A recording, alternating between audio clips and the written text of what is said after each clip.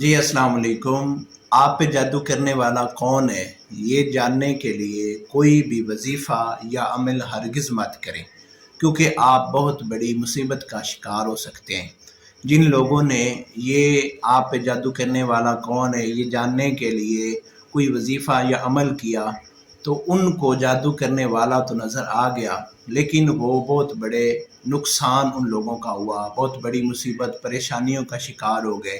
ان لوگوں کے گھر ٹوٹ گئے،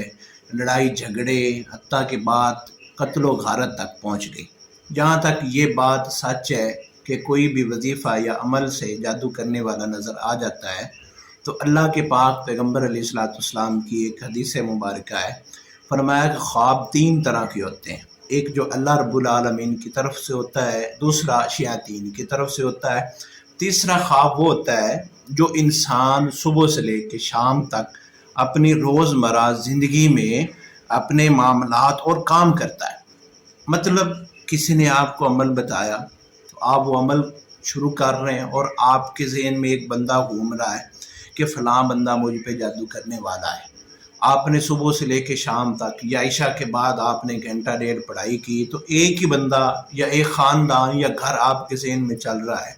تو یہ ایک فطرتی بات ہے کہ وہی آپ کے خواب میں آئے گا۔ اور دوسری چیز، یہ شیاطین جو ہوتے ہیں وہ بھی انسانوں میں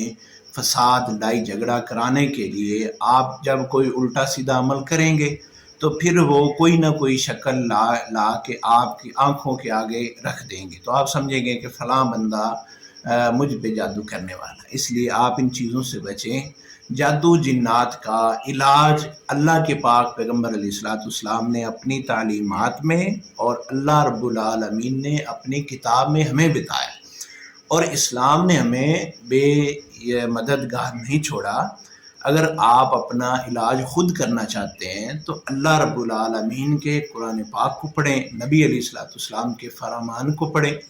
تو ہمیں ان میں سے ہر ایک چیز کا علاج مل جاتا ہے، جادو جنات کا ہو، نظر بد کا ہو۔